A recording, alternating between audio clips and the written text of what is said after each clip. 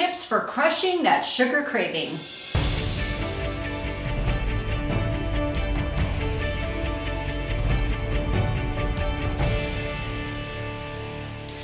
Hey you guys, we all know about the negative effects of sugar. Weight gain, increased blood pressure, diabetes, cancer, and heart disease. So there's a lot of problems with it.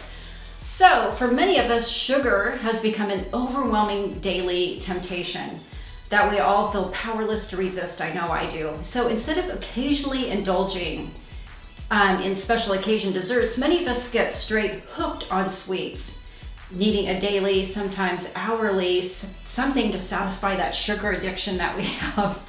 It's a tough one.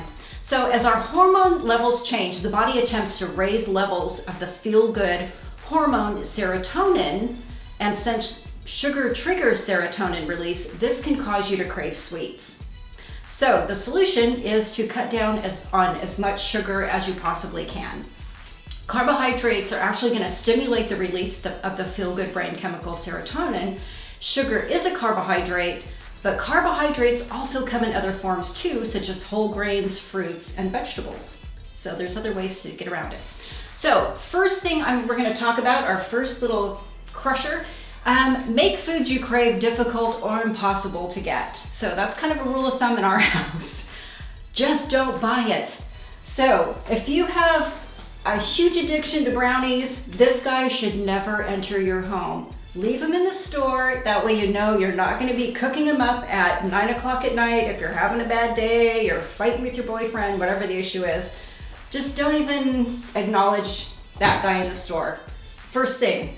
Second thing, find other healthy alternatives. So if you tend to crave sweets in the afternoon and you're already kind of thinking, that little donut in the coffee break room over there is looking pretty good, just pack something with you. Bring like an apple, yogurt, and you can add fruits to it are really good. That's going to kind of get you over that little sweet tooth during the afternoon.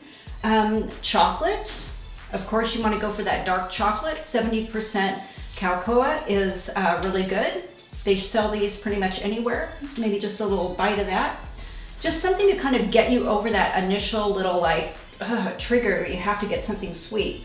So fruits are really good for that. Add in a little protein. That's what the yogurt's for.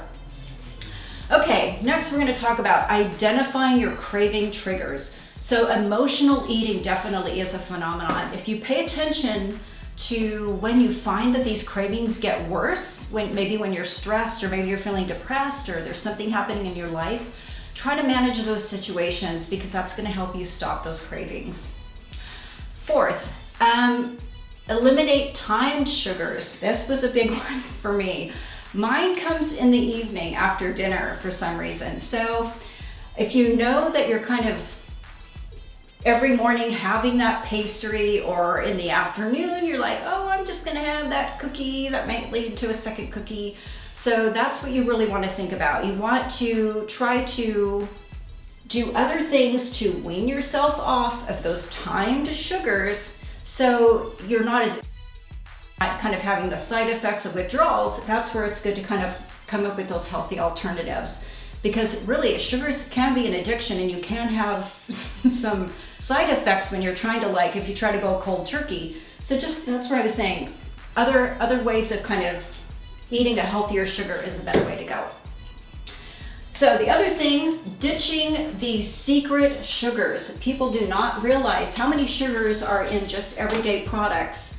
So ketchups, crackers, spaghetti sauces, even salad dressings. It's really amazing. The average American actually takes in anywhere from 22 teaspoons of sugar in a day, when really ideally we should only be having 6. So read the labels. It's pretty crazy how they can sneak up on you. And last, never go hungry. So meal skipping is going to guarantee that you're going to, number one, just overeat, eat something bad. Your sugar cravings are going to be going through the ceiling because your blood sugar is dropping. So you just want to try to make sure you're eating healthy foods throughout the day. Maybe for lunch you can just make some kind of a chili with asparagus, anything that's going to be nutritious, healthy for your body. keep your blood sugar stabilized so you're not kind of like all over the place thinking, how am I going to get my blood sugar up? I'll go eat, you know, some piece of candy or something, and all that's going to do is set you sailing, and then it's going to drop you on the ground. All right, you guys, hopefully these tips were helpful to you. I know how tough it is. I have a major sweet tooth. I know it's really hard, but I've noticed in my own life, the more healthy meals that I eat throughout the day and I stay consistent with it, my body tends to not crave the sugar anymore. So you really can kind of condition your body to not even really crave it anymore. There's times where I'm like, oh my God, I think I could actually pass up that piece of cake today because I'm not feeling it. My body's just kind of like, ew, it just kind of really doesn't crave it anymore. Okay, you guys, thanks for joining me.